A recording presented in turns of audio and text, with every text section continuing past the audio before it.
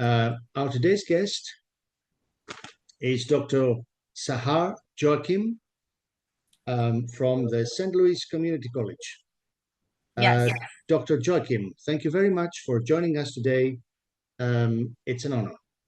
Thank you both. Dr. Joakim is currently an assistant professor of philosophy at St. Louis Community College, where she's been teaching courses in the humanities department since spring of 2021. In 2010, she became a philosophy major in Santa Monica College. And for 2 years, her interest was in social and political philosophy, which includes religious studies. She wanted to understand the effects of our beliefs on how we act. 2 years later, in 2012, she transferred to the UCLA, and while studying there, she attended an APA meeting, a philosophy club. In one session, people were trying to figure out what kind of true belief gets called knowledge. So she became addicted to Goethe literature. And for that, she took an introduction to epistemology course and became sure against all odds that knowledge is not a kind of belief at all. So her writing sample for graduate school aimed at showing that Plato is correct, that knowledge is not something like a JTB, a justified true belief, as we call it.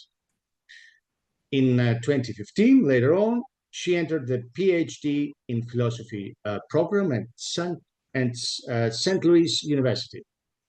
Her research interest remained in epistemology, but she moved beyond Plato. So her dissertation, Knowledge Beyond Belief, she broadens the limits of knowledge beyond any traditional conceptions and temporary alternatives by arguing for knowledge beyond the scope of belief. And now she has a full-time position as an assistant professor. Professor Joakim, once again, thank you very much for joining us today. We're delighted to have you here. I particularly liked one sentence that where you Only one. In your introduction, where you say that every day you enter the classroom is a gift. So based on that, I'd like to ask you, what is your teaching creed? Yes. I believe that teaching should change the person. That when you have knowledge, it will infuse the truth in all of your behavior. That the more somebody has knowledge, the better they will be as a person in their character, but also in their actions. And the more people have understanding, the truth, the knowledge, the better society we will have, the better humanity we will have. And so I became a philosophy professor because I believe that it's what's setting us apart from all other beings in the animal kingdom, that we can philosophize, that we can think about our thoughts and reflect, and to choose to go against our instincts using our reason, our rationality, our philosophical capacities. And so for me, the teaching creed is very basic. I teach in the humanities, so I should make people more human. What is it to be human? It's to think really well, and to be higher order, second order, third order, to think about your thoughts and continuously examine your life. And so it is a gift for me to make my living financially from a source that feeds me because I am teaching people how to be better humans. So when I log into the classroom or I enter physically into the classroom, I feel very lucky that my job is to make humans better humans as a philosophy professor. Great. Contemplating upon our thoughts is very, very essential. It's of quintessential importance. Thank you very much for explaining to us the reason why you're teaching. And today we'll be talking about three main issues. If knowledge is the same as belief, if knowledge entails belief, and last but not least, if knowledge requires belief. Now, for many years, surveys in epistemology have been reporting that philosophers think, without question, that knowledge is justified through belief. Yes. However, you come here to you are addicted to Getty's counterexamples. Based on Getty, you also believe that this is not the case. This cannot be the case. So let's start from the first case. In what way does knowledge differ from a belief? In the most simplest way, it's the connection to truth that separates knowledge and belief in a very essential way. Of course, this is relying on the assumption that you cannot know what is false, and that you can only know the truth, and that if you know, that means you have the truth. If that's not true, then the following separation would also fall apart. But assuming that knowledge is a mental state or mental attitude that is only reserved for having the truth in mind, then it becomes the case that the biggest difference in abstract, without examples, is that belief can be false. Belief can be what knowledge is never. And so that would mean you can have belief without knowledge. And that's not a surprising thesis. My argument is also Plato's argument, which is the opposite, that knowledge also exists without belief. And so for that, we need argumentation. Because at least, like you said, here in America, everyone has been taken by storm from Gettier literature that knowledge is, by nature, by definition, a true belief plus something. But if you think about the nature of knowledge and you assume that it can only be connected to the truth, without the truth, it can't exist, and you think about the nature of belief, belief is not that. So that's one easy way to divorce these concepts, but it by no way gives a reason to think that you can have knowledge without belief. Somebody can say that the difference is true, but you can still require or entail belief in every case of knowledge. So then that needs the further work. Yeah, and it's clear that there is a categorization of knowledge and belief. For instance, according to the nature of knowledge, knowledge is divided into testimonial versus perceptual. It can be inductive or deductive. It can be procedural. be propositional, and also belief. There are many subdivisions in that category as well. Belief can be visional, can be inconsistent, half belief, in between belief. So do you think that this categorization enables us to enjoy a clear understanding of the nature of both knowledge and belief? No, I don't. I think that what's interesting is that philosophers love to specialize. And so here, if you go to meetings of the American Philosophical Association, there's 3 big ones every year. And many people will come up to you and say, oh, hello, what's your AOS?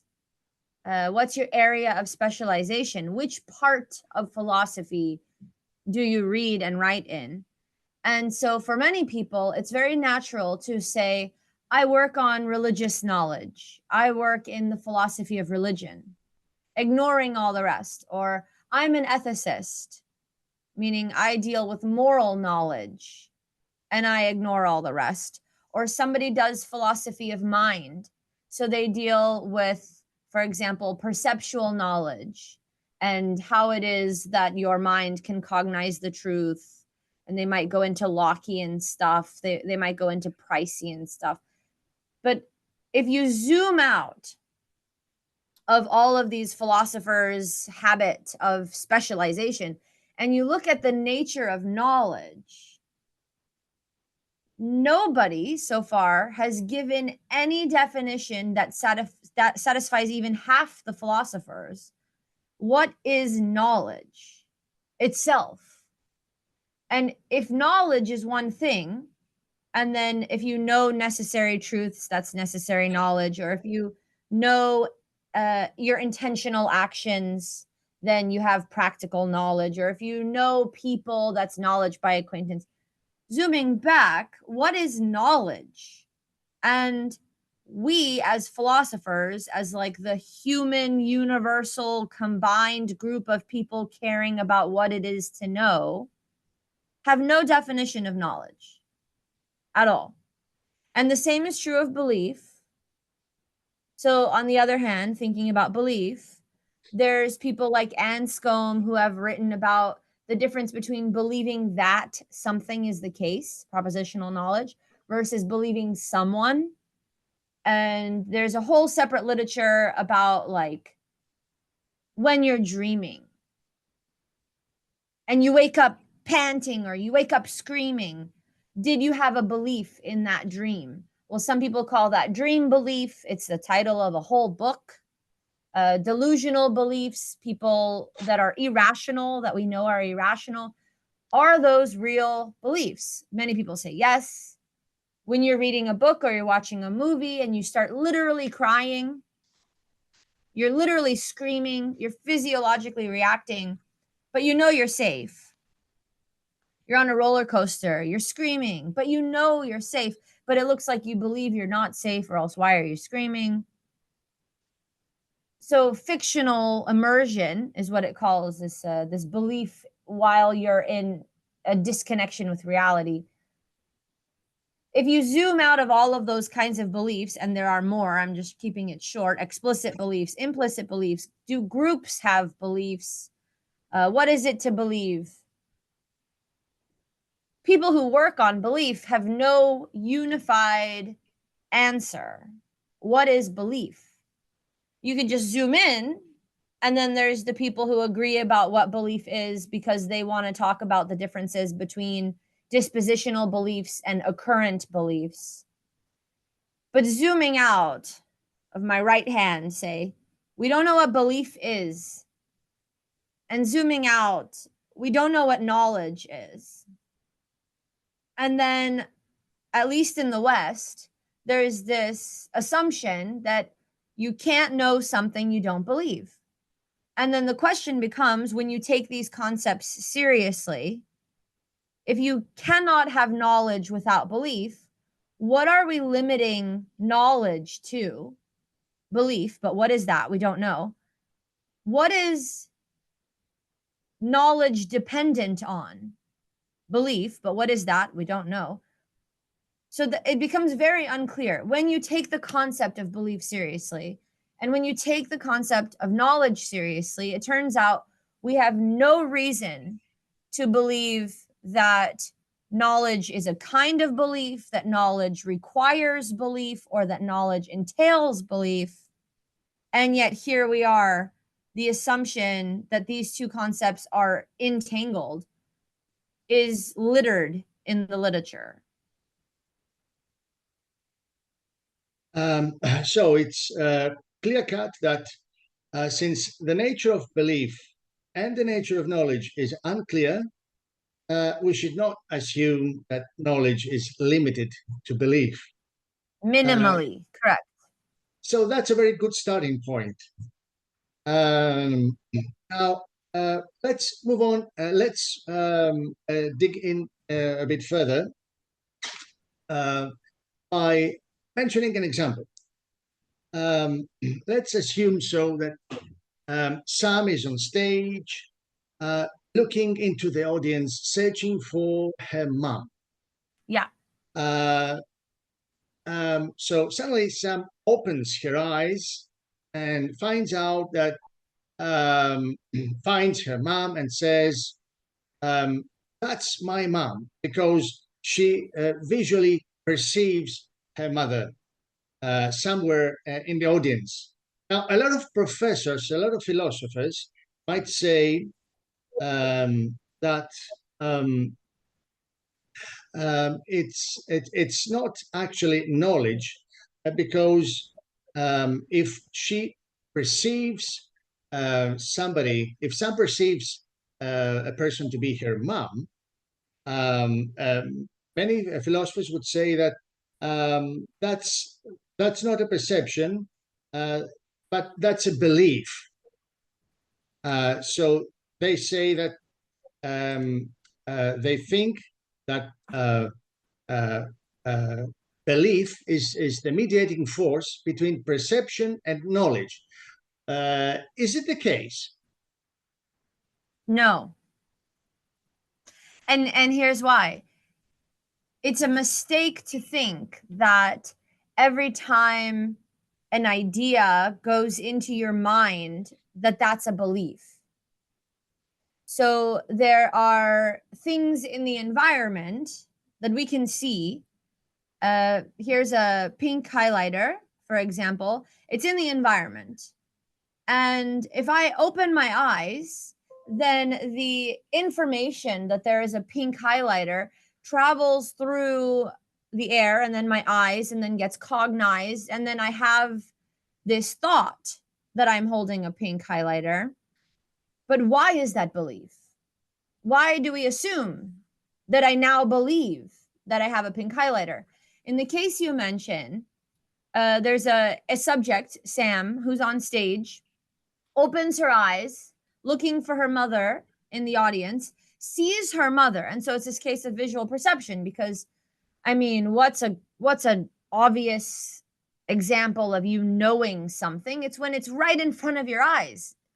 And then especially in that case, it's also assumed that there are no defeaters, yeah. Correct. So this isn't a deep fake. It's not a projection. Sam doesn't have a smudge on her eyes. Her mom doesn't have a twin and it's really her twin. You open your eyes and the thing is in your environment. You visually perceive it. The idea goes into your mind. Where is the belief? Now, it's a mistake that most philosophers make to call every time there's a cognitive contact with an idea a belief. And I think that that's why we have this misguided epistemology, theory of knowledge. It's because it's based on a misguided philosophy of mind about what it is to make contact with an idea cognitively. So a better way to think about it, I think, and I argue in the paper, which you obviously read, which is lovely, is that not every cognitive contact is belief.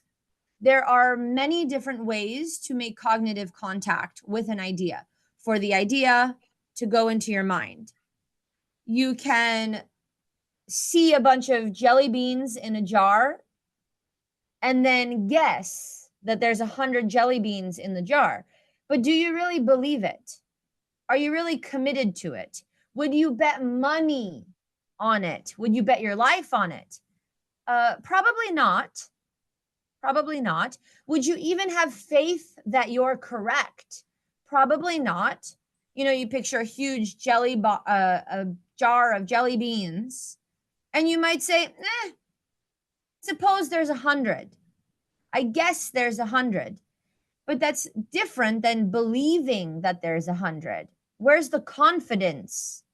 There's no confidence because you're merely guessing and you know you're guessing. For all you know, there's a huge ball in the middle of the jar and it just looks like there's a full jar of jelly beans. But if we were to open it and pour it out, we would see only the outer rim has the jelly beans. And you would say, you got me. You tricked me. It wouldn't be such a surprise because you didn't have that much confidence. And belief in a lot of ways is about what you're confident in, which is why it's so often confused with knowledge. It's because belief oftentimes is what you think you know when you feel confident, but not necessarily the case. So what I do in the paper is around, I think it's in argument 2 of the paper, is I show that taking an idea as true and representing it as true can be a belief, but equally so, depending on the case, it can be a judgment, which is not a belief. John Dewey shows us that.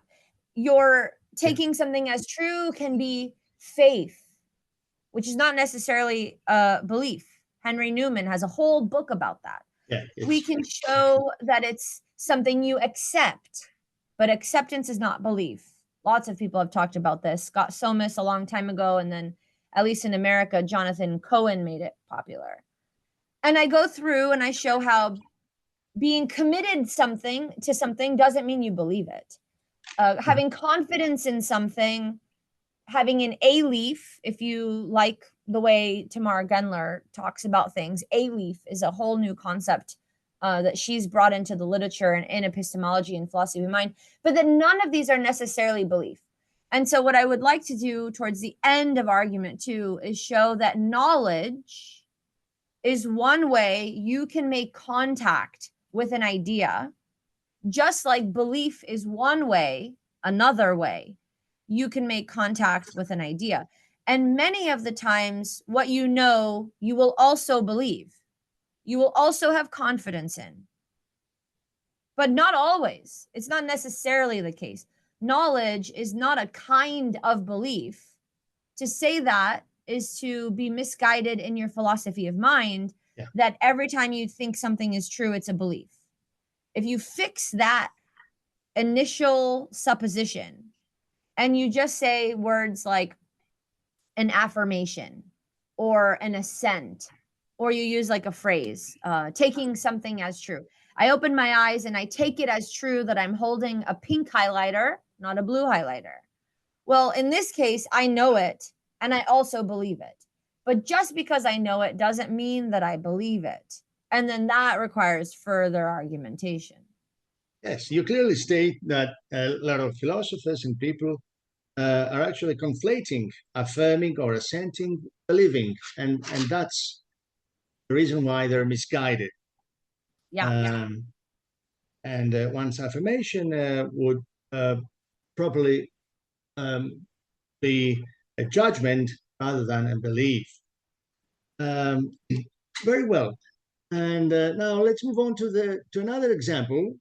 Let's suppose that there is a teacher in a classroom where both white students and black students participate in a test, and the teacher knows that all races are of equal intelligence, but her dispositional attitude doesn't actually prove that to be the case, because she seems to be in favor of the white students rather than black ones when it comes to assess their own performance. She thinks that white students write much better essays than black ones, and so on and so forth. So, can we have knowledge without belief in that case? Yes. So this is example 3 from my paper. The illustration comes from Eric Schwitzkabel, who's in California. He has this case, Juliet, the implicit racist. And I'm not saying he would say this or anyone would say this, but I take this example as clearly showing us that you can know what you don't believe. And the argument goes something like this. The capacity to do something, a capacity, an ability, is not the tendency of doing it. It's not the habit of doing it. So you can think of things like flossing your teeth.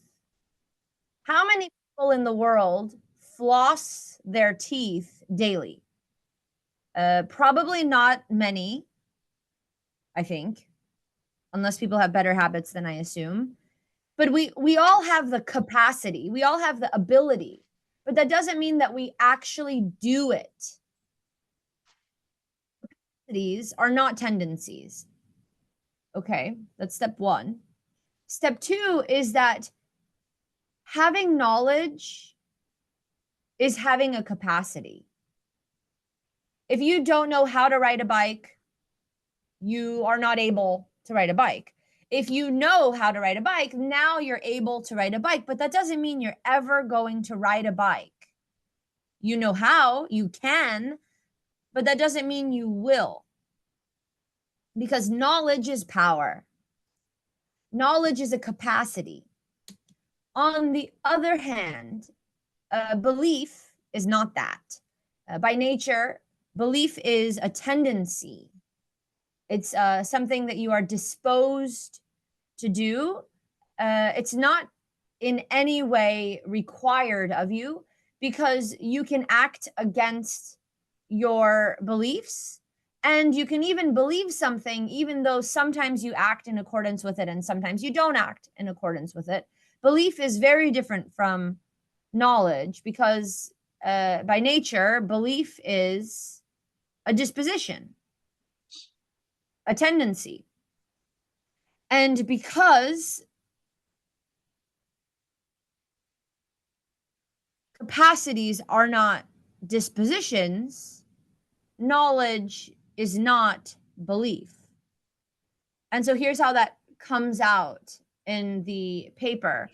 The professor, Juliet, she knows that the pigmentation, the color of your skin, has nothing to do with how intellectual you are. She knows it.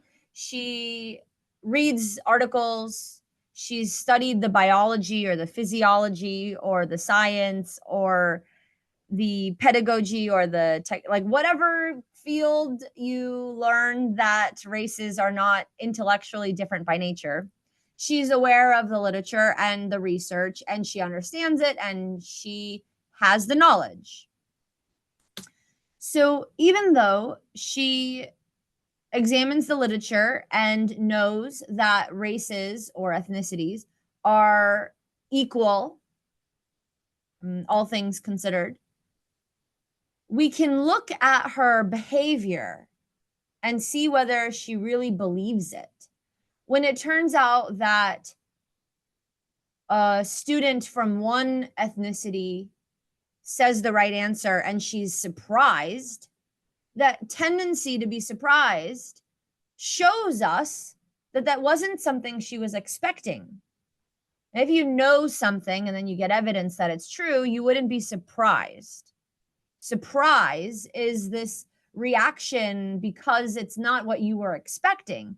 And so for this case, the professor who's surprised when a member of a specific group says the right answer, it shows that she didn't believe that they had the right answer, that they're intellectually inferior, for example.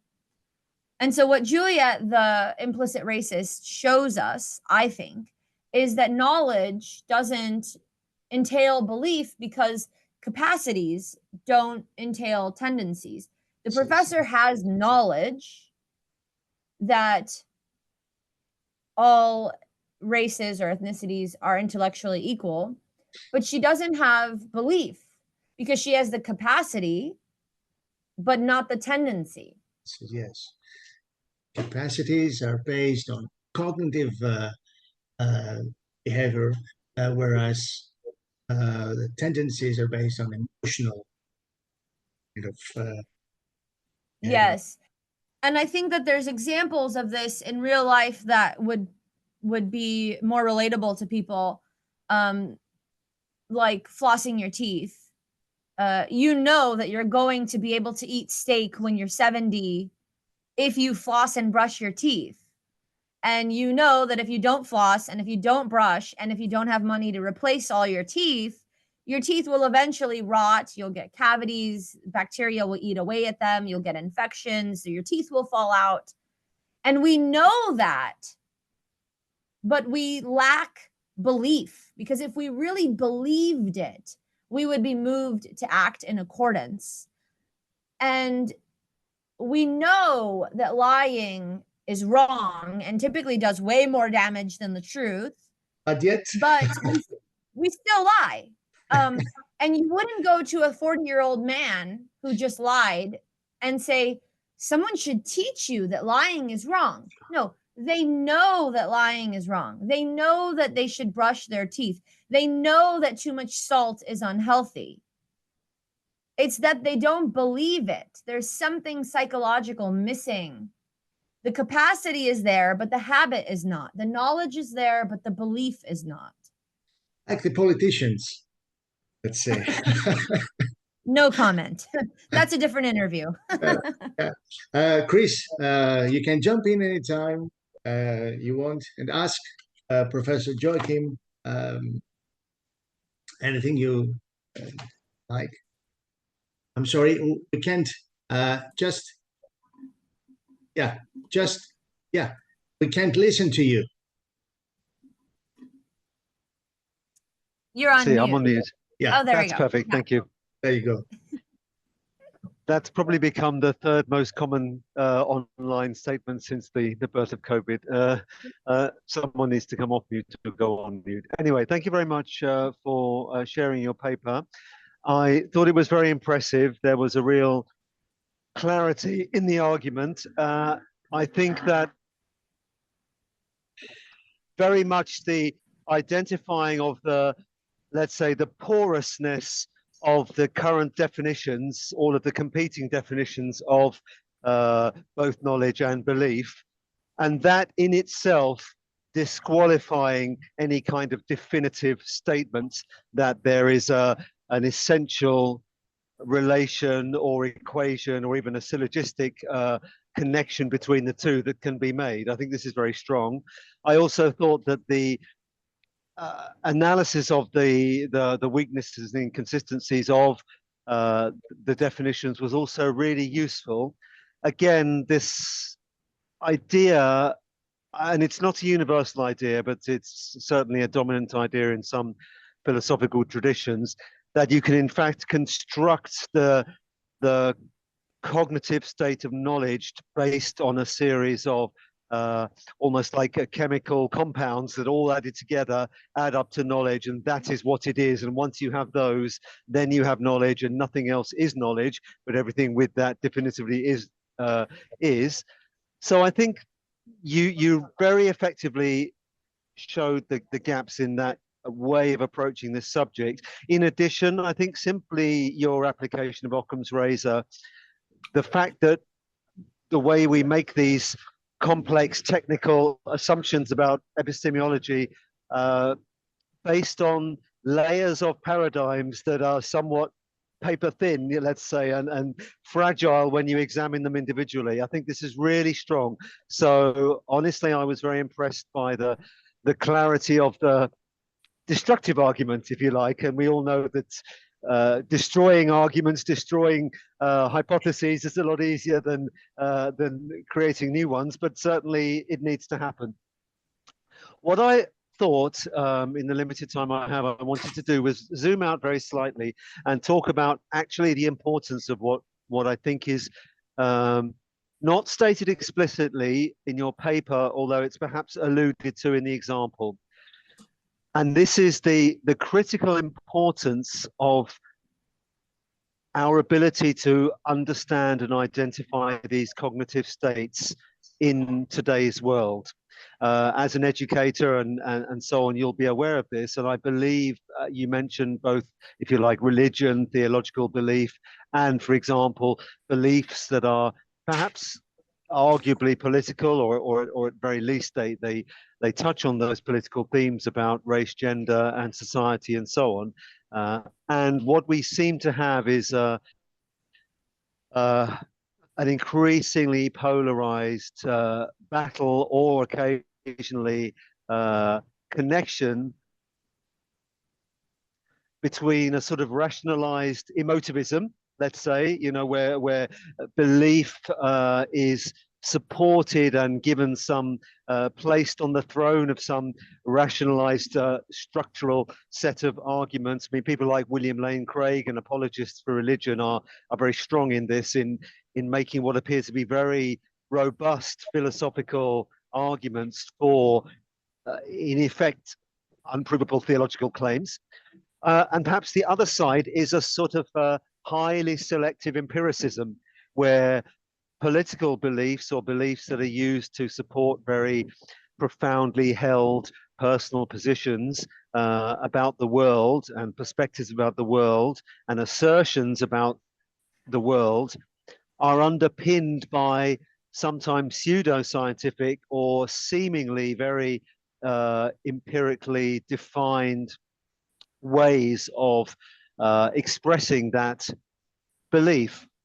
And I think both of these are quite dangerous and problematic, because in effect, both of them fail to acknowledge what you've just said, which is that we're dealing with, in effect, a cognitive state, almost like a piece of clothing that we put on, and we are trying to say that because we are wearing the clothing is the truth. Because I'm wearing a white t-shirt, I am a white t-shirt, if you like, and the white t-shirt is the reality, not that the reality is simply that I am either permanently, temporarily, either coerced or voluntarily choosing to wear this white t-shirt. So I wonder whether you have a comment about the importance of this discussion. Your paper was very technical, and it was very insightful in that way. And perhaps the technical approach that you took might hide the fact that, in my view, this is actually critically important. So I wonder if you have a feeling about how important this is in today's world, that we are actually post-COVID, post-truth, as Donald Trump would say, trying to actually understand what these concepts mean in a very practical way. Sure, thank you. You definitely said a lot, but I'll just respond to the question that came at the very end. I do think that it's very important in a practical way. I see this difference of how we look at knowledge, and whether we assume believing is required or entailed by knowledge, as pervasive in how we treat each other on the streets, politically, in the polis, but also how the government treats us, for example, in the courtroom. I'll give examples of both to show the kinds of things that I have in mind. Much like your white shirt example, you might be coerced to wear a white shirt, And everyone who sees you in a white shirt in public that doesn't like the fact that you're wearing a white shirt will then criticize you. There'll be stigma. They won't give you the job. They won't give you $1 if that's what you're asking for. They won't get up so you can sit on the bus. They'll treat you as less than because you are giving this like flag, which is a symbol, not knowing inside in your heart of hearts, why are you wearing a white shirt? It's an analogy for the things that we might post on the internet, on social media, like on X or Facebook or Twitter, or all the things that have ever been. We say things out loud. Before social media, what did people print in magazines and in newspapers and on the radio? What do we say to each other at work? If somebody expresses an idea that is disliked, then with it comes all this stigma. But what if they are feeling social pressures to put on that persona or to make that assertion or to put on that white shirt or to whatever it is, to put up the American flag or to put up the LGBTQ flag or to take down one of these flags? And we're very surface area because we're treating it like the things we are showing the public as if that's what we are feeling inside psychologically. And I think that disconnect is the disconnect between knowledge and belief. To say more about this example of the white shirt in public, it's argument 4 in my paper that you have read. Argument 4 talks about how knowledge doesn't entail belief. Doing the social thing doesn't entail the psychological thing. And to me, knowledge is a social thing. It's a public thing. It's a commonable thing. It's a common thing. We all have it, or we all have access to it. It's an objective thing. And for me, knowledge is when you've grasped the truth. And truth, to me, is a social thing, a common thing, a commonable thing. It's a public thing. It's an objective thing. And so, on the other hand, I think that why you're wearing a white shirt or why you're raising an American flag or lowering the white flag, those things are social. Knowledge is social. And when you see that someone has tweeted something, or you see that someone is wearing a shirt or a button or a hat or whatever symbol is outwardly, it's wrong to assume that they match internally, psychologically. To me, belief is the psychological thing, and knowledge is the social thing. Belief is very private and psychological. It depends on your level of confidence. It depends on your feelings. Belief to me is like a feeling. Knowledge does not depend on your feelings. Facts do not depend on your feelings. Whether you acknowledge them does, but not whether they exist. Because again, to me, knowledge is necessarily linked to the truth. And the truth is not subjective to me at all. I believe truth is objective. So in argument 4, I give the example of the medical doctor. Yeah, sure. At that point, yeah, I'd like to mention that example of yours by starting from, let's say that there is a hierarchy starting from the scientists that discover medical knowledge, and then moving on to the doctors as go-betweens, distribute that kind of knowledge to their patients who are at the bottom of the hierarchy, the patients who are to benefit from the medical knowledge of the doctors. And we wonder what's the epistemic conditions in an agent, assuming that doctors are agents, and the fact that they have a social to play in that medical community, and that their role gives them power to distribute their knowledge to the patients by prescribing some sort of drugs, let's say. So being representative, being the representatives of this medical community holds them accountable for whatever action they make. Now, our question is, how much do the doctors, as an example, how much do they actually know once they prescribe a drug to their patients? And does their knowledge entail belief? Good. I think that whether the doctor actually knows depends on the context. Sometimes we just get really lucky and things work, so we think we have the truth, but it's an illusion or it's temporary. And I think sometimes something isn't working because of an external factor, but we really do have the truth. It just doesn't look like we do. So do they know is one question, and it's separate from do they know that they know? Because they might know, but not know that they know. And then they might not know, and they don't know that they don't know because they think they know because it's like temporarily working. Great. So that's like one part. I mean, it's pretty complicated. We'd have to like really make a tree and sort of branch things out and talk about each scenario. So it's context sensitive, I think.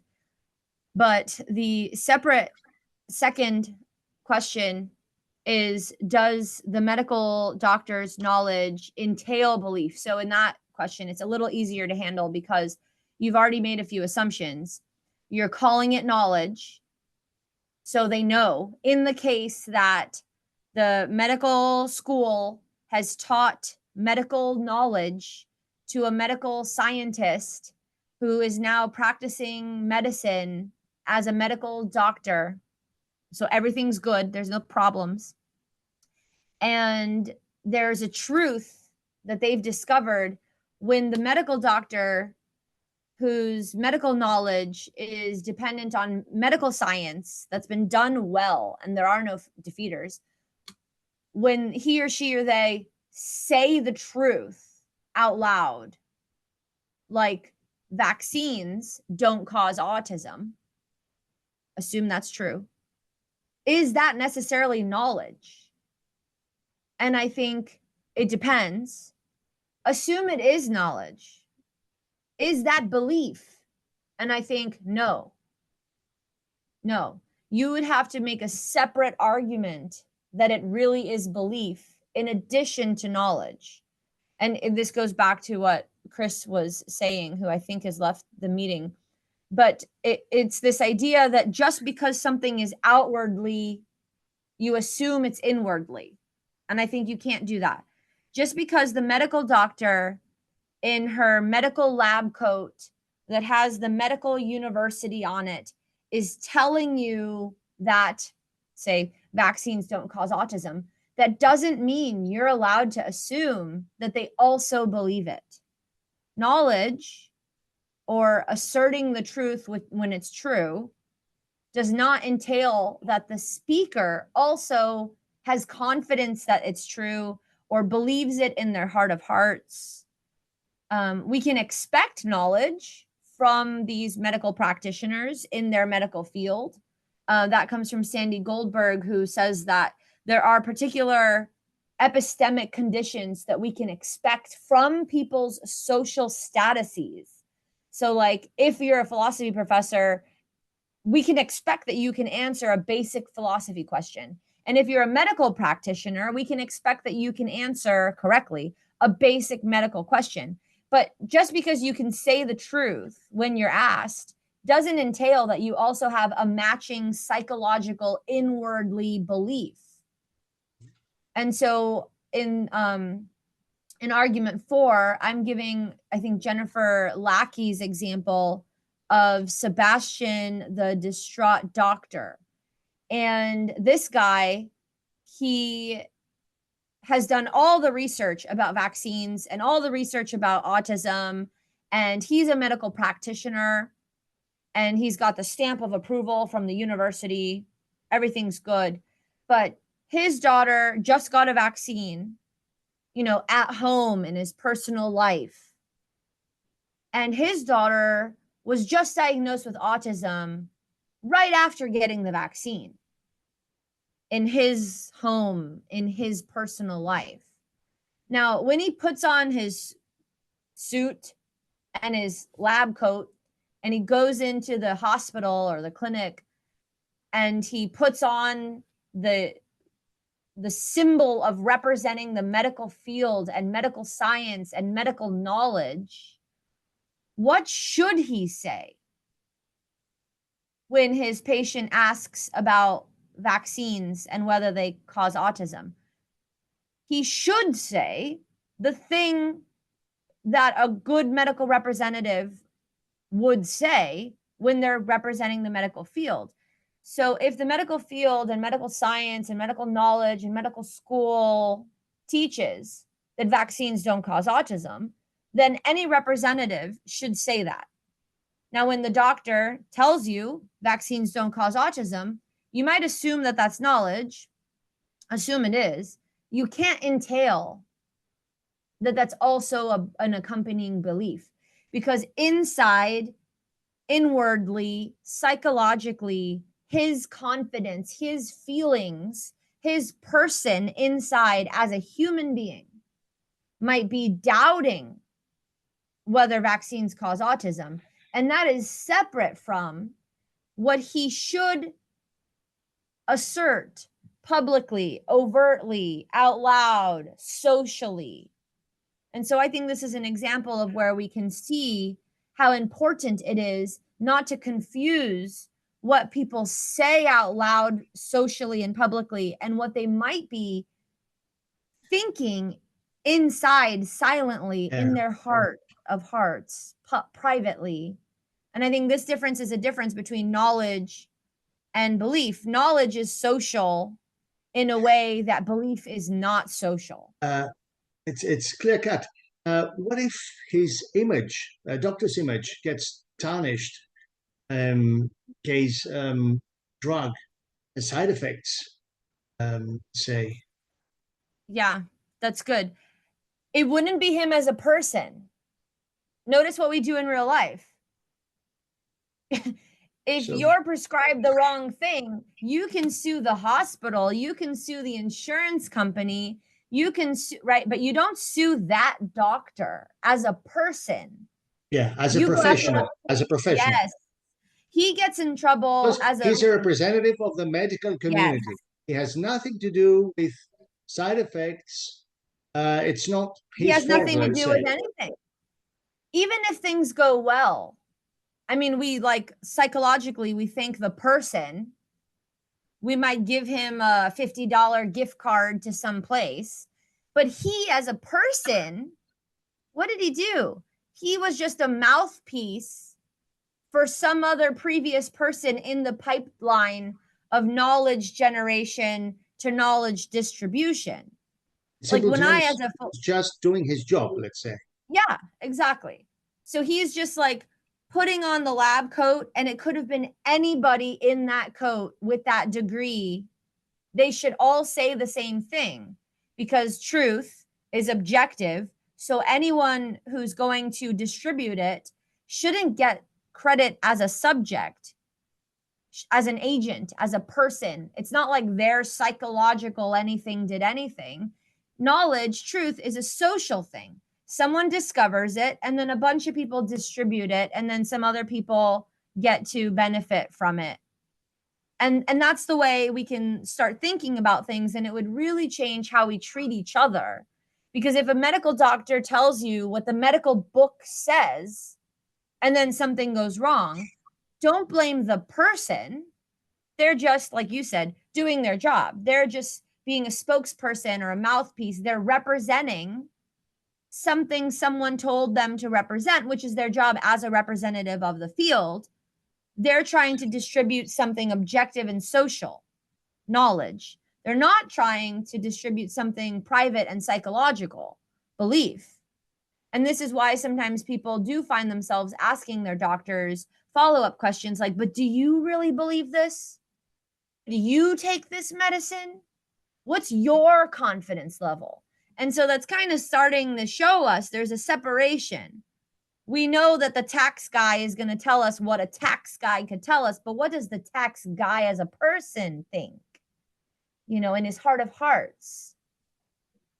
And then what if, let's say, a doctor doesn't buy the scientific community's assertion? And how does a scientific assertion qualify as knowledge itself? If the medical doctor doesn't buy into the idea he's supposed to represent, socially speaking, he will be reprimanded, criticized epistemically qua speaker for not doing what his job is, which is to represent on behalf of the medical field. Jennifer Lackey, whose case this is, distraught doctor, says that herself. But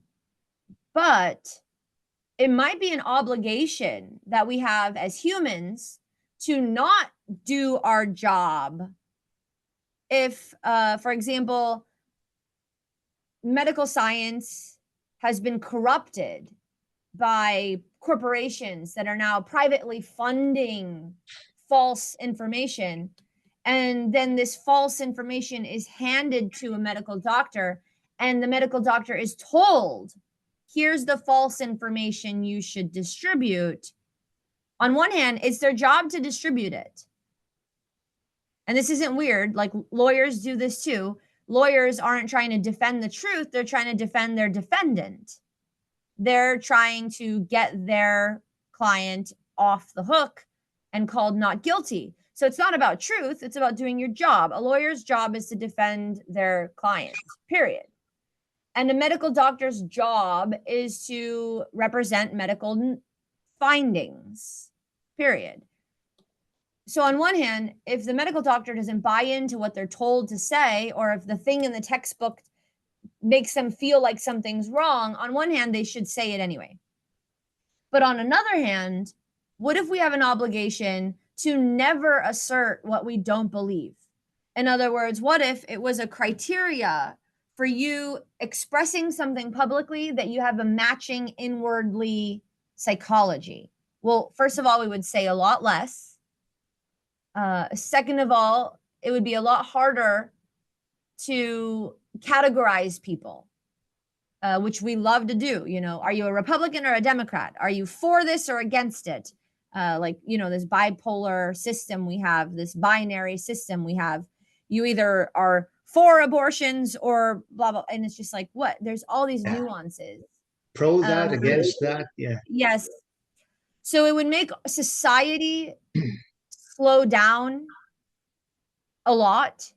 It would require that when somebody asks you something, you can't just answer knowing what you should say. For example, imagine that you believe the earth is flat, which many people do. If you're being interviewed for a job, you should never mention that, because most people would count that as false and they would say you're into conspiracy theories. And if you're in academic America, which is very liberal and democratic, you shouldn't say that you're a conservative or a libertarian or a Republican, because you should know your audience, right? So we're like doing all of this fake mask stuff. If we were to go the second route, which is not just do our job and fit in, but we're rather expected to only say out loud and express physically, literally, overtly, publicly, socially, what we feel inside psychologically in our heart of hearts, then that would slow down society. It would also make society harder. But that's what people think is the ideal. People say what they mean, you know, they outwardly say what they inwardly mean. And when somebody tells you that they believe something, you think that they really do believe it. So it would very much change society if we started acting as if knowledge and belief are these different things, and added that we really did want the ideal, which is that somebody's social aspects matched their psychological aspects. We don't have that at all right now, at all.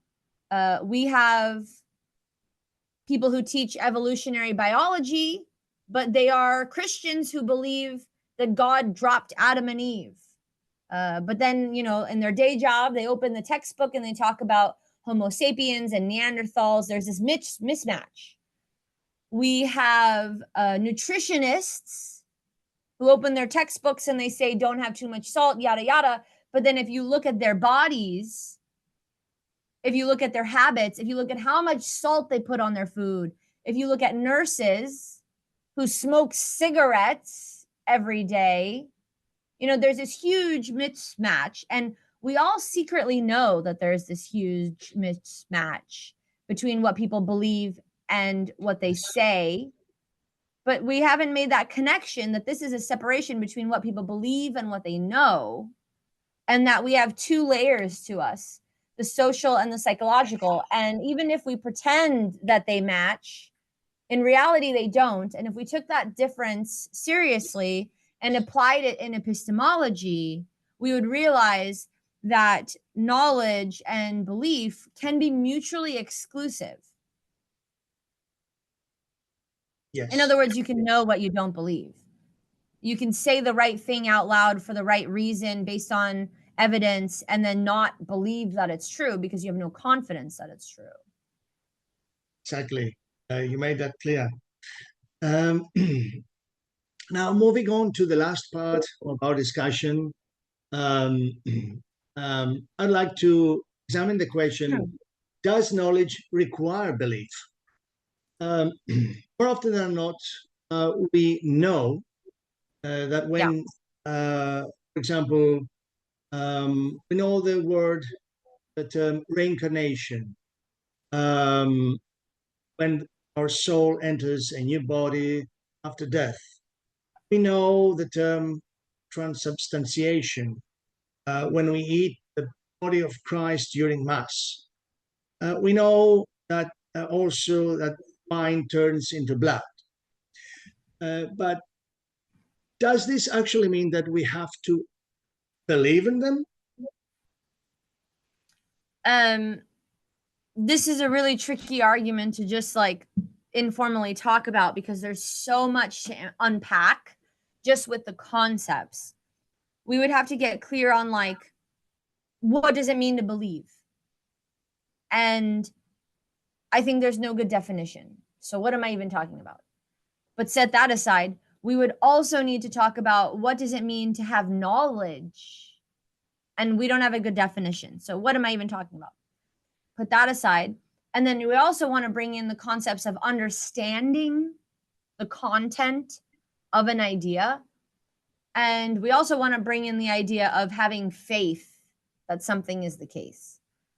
Faith because, well, what is faith? Something, yeah. When you believe something, you have to understand it first. You have to have the knowledge of causes. Yes, right. So this gets very complicated, but just like watering down, muddying it a little bit.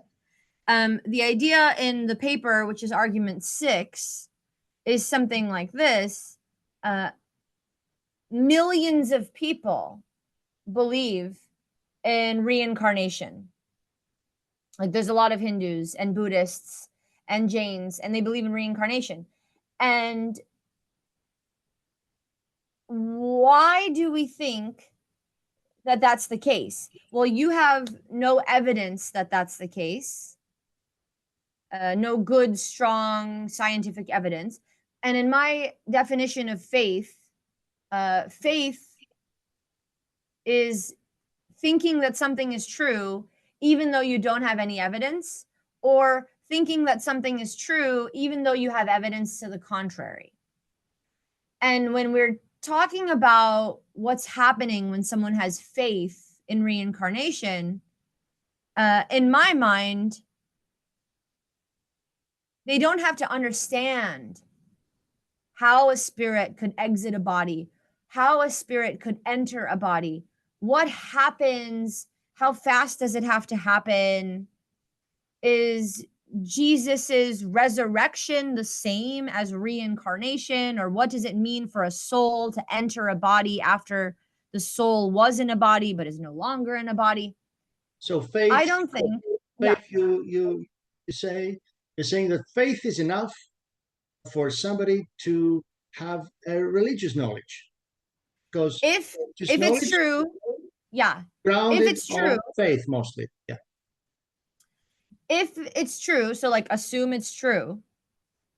If somebody has religious knowledge, like that the blood of Christ is what every Christian is drinking during Mass because of transubstantiation, a change in the substance, the mysteries of faith, which is what many people say during Mass. If it's true, then it's knowledge generated by faith, not knowledge generated by belief. Belief requires evidence. Belief is evidence responsive. Belief is a confidence thing that requires understanding. If you don't understand something, how could you be confident that it's true? So then how could you believe it?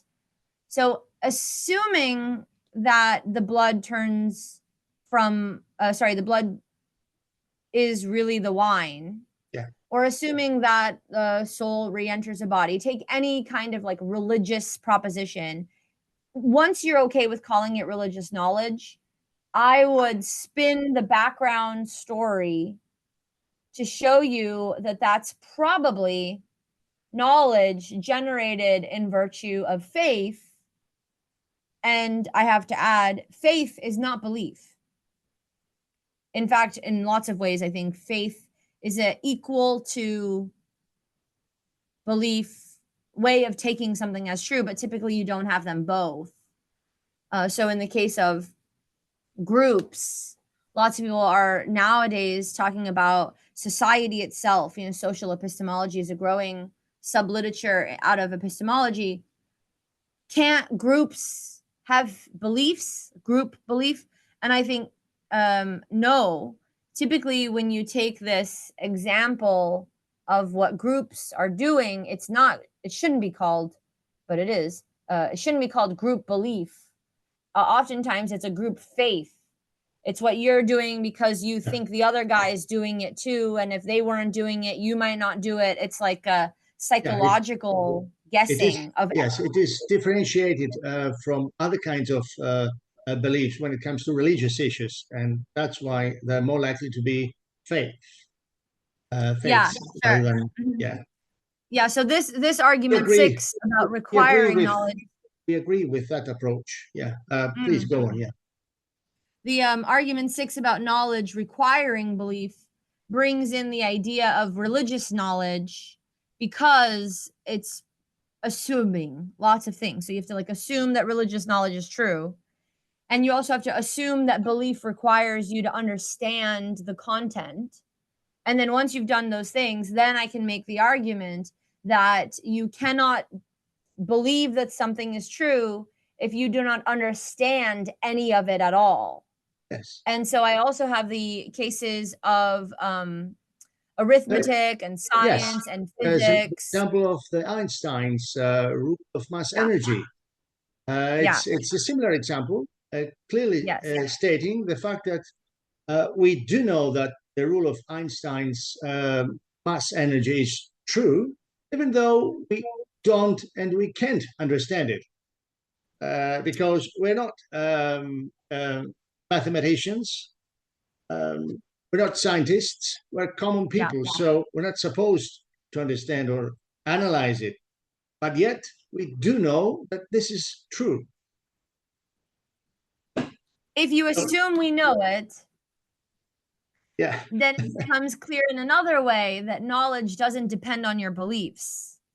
Again, it kind of goes into my idea that belief is a psychological thing.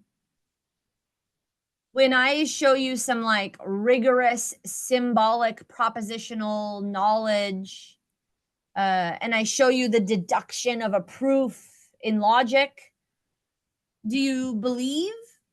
It seems like belief is the wrong word. Yeah. Does your psychological state agree? That seems like it's totally irrelevant. In arithmetic, like equations, in science and physics, like formulas, like the quadratic formula, or different theorems that Einstein came up with, E equals mc squared is the mass energy. If you look at the equation of motion, I can teach that to you. well, I can't. I mean, I can repeat what somebody told me, but a mathematician could teach that to you, or an astrophysicist could teach you about entropy. But when the lesson is done, it seems to me very odd to say, do you believe that a squared plus b squared equals c squared? It's like, this isn't a question of your belief. This is not a question of what you feel. This is not a question of if you're confident. This is a question of truth, something objective and higher than, something, you know, up there, as Plato would say, beyond anything that's like a belief. A belief, what even is that? I don't know, but whatever it is, people have called it a feeling, a disposition, an emotion, a psychological state, a psychological attitude, a mental attitude. If you can't explain it, then you can't believe it, right? It's like something from the inside out. Elizabeth Anscombe would say that it's something that tries to get the mind to track the world. It's when you're trying to get the truth into your mind, and it's trying to get your mind to fit the world. Whatever belief it is, the mind to world direction of fit, as you say. The belief is a world to mind direction of fit. It's world to mind because it's trying to get the world into the mind. It's trying to get the mind to fit the world. It's all about the insides. Belief is all about inside the human psychology. And E equals MC squared has nothing to do with any human's psychology. It's above any individual. It's like truth. It's truth is E equals MC squared. It's a knowledge that's commonable and shareable.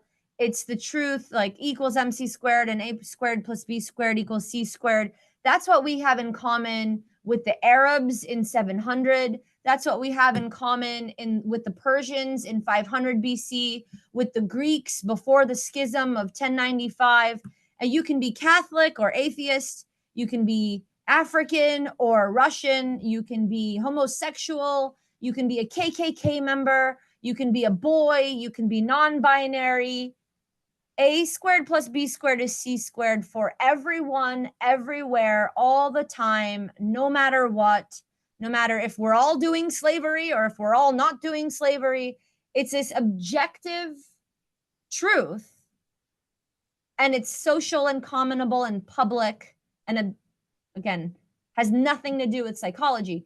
So when you are taught math or science or anything necessarily true, scientific knowledge, it is weird to say, do you believe it? 1 + 1 is 2.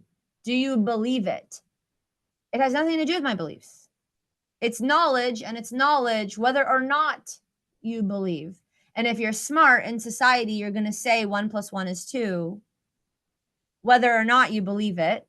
Just like if you're in academia and everyone around you is liberal, you'd be smart to do what the liberals are doing. You fit in and make sure that no one thinks that they should ostracize you, which goes back to the importance of understanding the differences between knowledge and belief. We all have this mask on, so we don't know what each other believes truly. You know, we put on our medical scientist hat and we say what medical scientists should say, or else we're criticized qua medical scientist.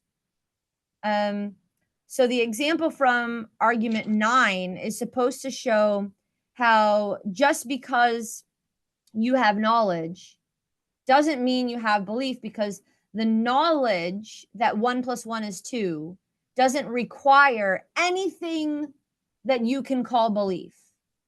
It doesn't require the feeling. It doesn't require the psychological state, yada, yada, yada. It can be something else. And this is also, your argument is also illustrated by another great example of yours, which talks about the way creators approach reality in contrast to their followers. For example, let's take artists, writers, dancers, painters, poets, anybody who wants to create something out of nothing, let's say. They have their own approach. They have their so-called world to mind direction of fit, in contrast to their followers who follow the exactly opposite way, like a mind to world direction of fit, because they like to follow an idea, to follow the leaders, let's say. So this also explains in the best way possible your initial statement that knowledge does not actually require any belief. And this is clearly represented by the thousands and thousands of followers know their leader, but they don't have to doubt anything. They don't have to doubt their own theory, their own ideology. Isn't it true? It's complicated, but yes, we have to talk more about like doubting and believing and following and what that means and leadership, and whether it would be different epistemologically if the leader is a leader for a good reason or a bad reason. But in general, yeah. Yes, you've got the point. Yeah. Yes, this comes from argument 8, and it's talking about knowledge generation. So that case of the medical doctor who's publicly, socially saying vaccines don't cause autism, so we think he knows, and he does. You can't entail there that he also believes, because he doesn't. This is different because we're not talking about knowledge distribution. We're talking about knowledge generation. Argument 8 from the paper I shared with you is about knowledge generation. There's people who make truth.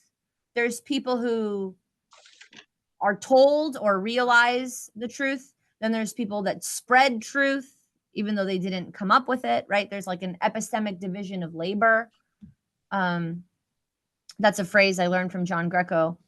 An epistemic division of labor is this idea that like knowledge isn't just made and distributed and consumed by the same people.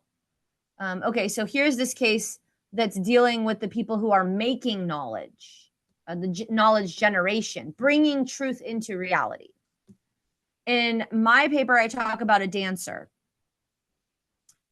And the dancer is dancing on stage, and everyone's watching her, as an audience would do, right? So the dancer knows that she's dancing because she knows what she's doing. She knows what she's doing because she knows what she's trying to do. Again, you have to assume that there's no defeaters. It's not like a person who's terrible at dancing and they're like doing all these really weird things and they think they're doing great, but they're not. Assume we have a dancer who has rhythm and beat and understands like poise and grace, and it's beautiful.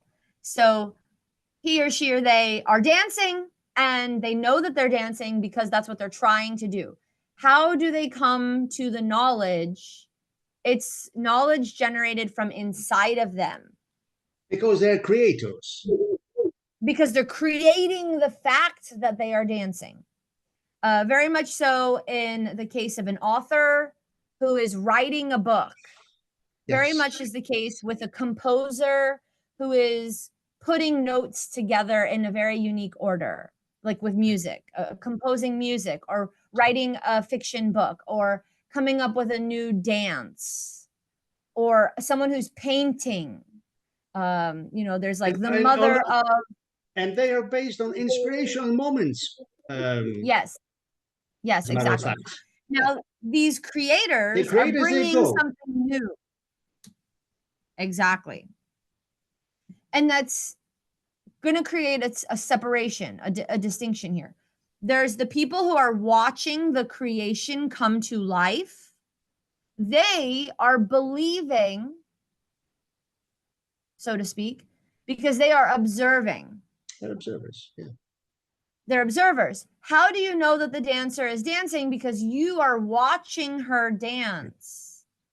So that idea, you know, the pink highlighter, or the mom in the crowd, or the person in the white shirt, or the dancer on stage, the idea is going into the observer's mind. Their mind is conforming to the world.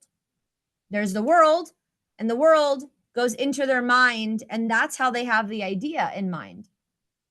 You can call that a belief. Yes. You can't call it a belief when I'm thinking about creating something that's never been created before. I mean, I don't have a, yes. Okay, this mug, it's very cool because whoever made it squeezed it after, and it's like it's the perfect little thing that you can hold. I've never seen a mug like that before. And if it's somebody's fingerprints and hand, then this is a one of a kind piece. And this is not common. This is pretty unique, right? So somebody had clay, and then they thought, what should I do with the clay? And then they created this mug. The artist brought something into reality. How do they know whatever it is they know? By knowing their insides, by knowing what they're intentionally creating, by knowing their practical activity of reasoning, by knowing themselves. They knew something through their intention. The dancer or the artist, the painter, the composer, the house builder that's coming up with new blueprints for the first time, they are bringing truth into reality. They are generating knowledge that other people will then observe. And so maybe that would be a belief for them because they need to observe it. But for the creative person who is creating truth and bringing truth into the world, that's a knowledge in virtue of intention. And intentions are not beliefs. Some people say they are, but they are not. They work in opposite directions. When you are intending, you're trying to change the world and make it match what you want. When you are believing, you are trying to observe the world and get it into your mind. So it's like totally opposite things you're trying to do with your mental energy or your consciousness. The creative knowledge is knowledge in virtue of intention rather than belief. And so this is a case where creative knowledge or cognitive knowledge does not require belief. Yes, great. A great explanation, an analytical explanation that clearly states that creators are intentionally driven from the inside out, let's say. Yeah. Which is an idea that you can find in Elizabeth Anscombe and many other people. I'm just taking that idea and saying, if this is right, then knowledge doesn't require belief. Great. Now, a last question. Many people do believe that knowledge is power. And they keep saying that because they think that if the more they know, the more debatable they become. The better versions of themselves they can become. So what do you say? Is knowledge power, and in what sense? Eventually, I think knowledge is power, but it doesn't mean you're going to do anything with the power. So it can be good. It is a virtue because it's good to have powers. It's good to have abilities, assuming they're, good. It's good to have the capacity. Immanuel Kant says this a lot. I don't know if it's in the first or second critique of Pure Reason, but he says that we have an obligation to cultivate ourselves to be able to do something in the case that we might need to do it. Knowledge is power, and power is good, so knowledge is good. It's just good to know. And Aristotle said this: people have a natural desire to know. I don't think that we are still trained to love that part of ourselves, because these days we have all the knowledge we could possibly hold in our minds, but it's on our phones or our laptops, and we're definitely not learning more. Yeah, this does not necessarily mean that we know, because knowing, as you have just correctly said, includes cultivation. And cultivation means you have to ask yourself a lot of questions. You have to find those answers to these questions. And then once you find these answers, and these answers is going to be are going to be the fuel for the third part, which is the action. So if you want to follow a certain procedure until you follow a plan, until you have a plan. Because, and there's a disconnect there. Just because you know doesn't mean you're going to actually follow through. Because Einstein, if I'm not mistaken, said, it's not that I'm so smart, it's just that I stayed with the problem longer. So, sure, he followed the river more. Yes.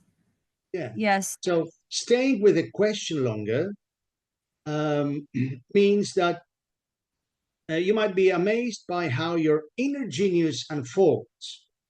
And the more you stay with a question, the more knowledge you acquire in the long run, because you keep struggling, you keep fighting with yourself until you find all the answers you may have. So Google, I would like to also mention the highest qualities according to Google.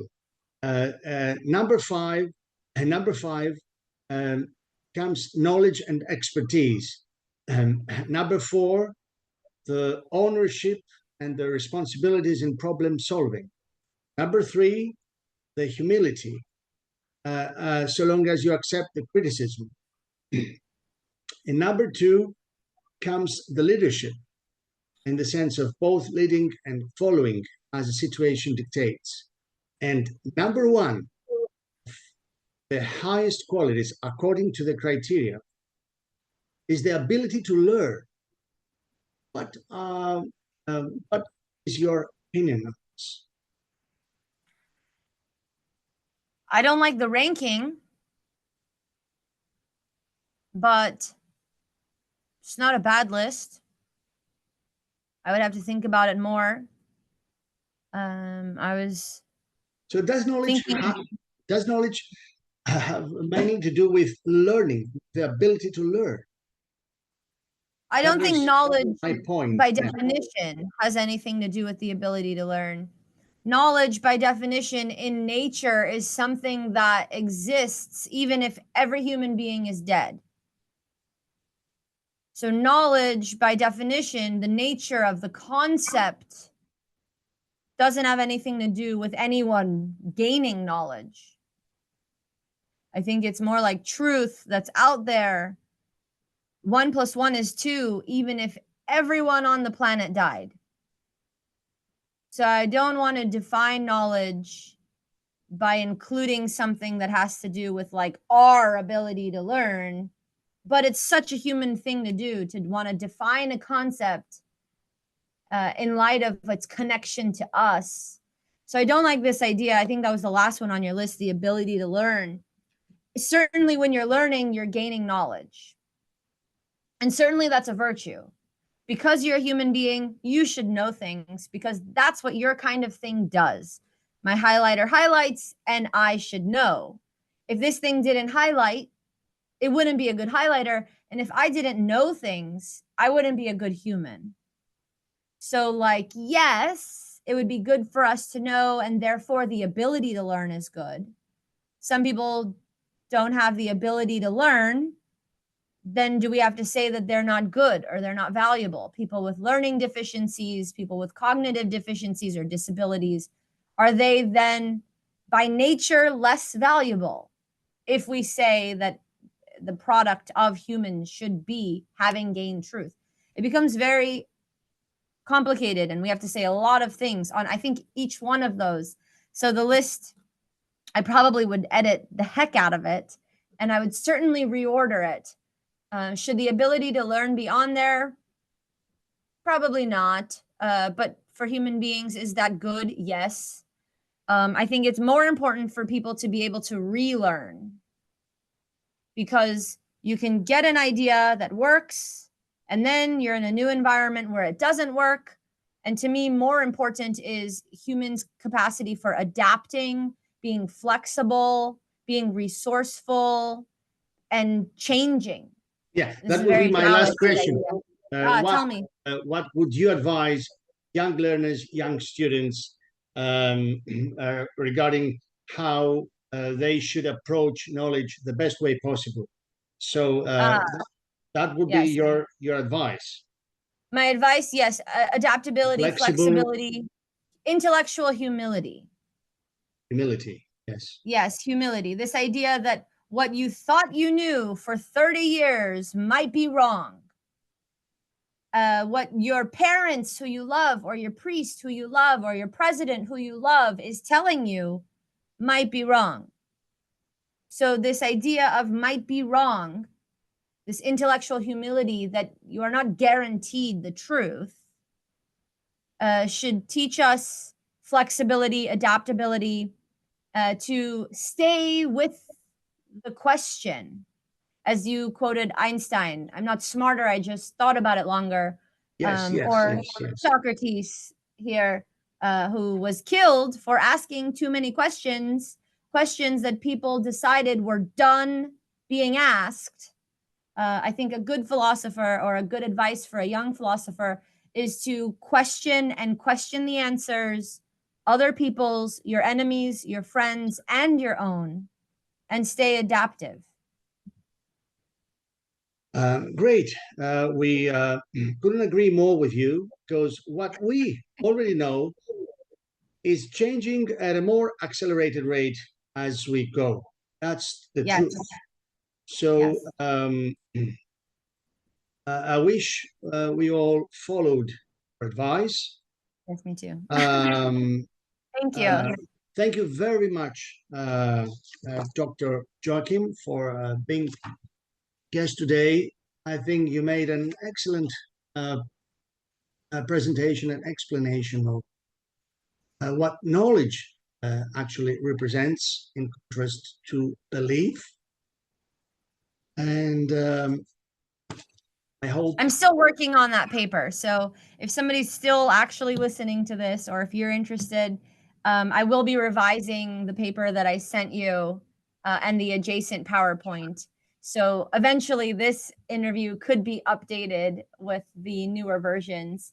But I do appreciate the opportunity to be hosted by you, Demetrius. Thank you.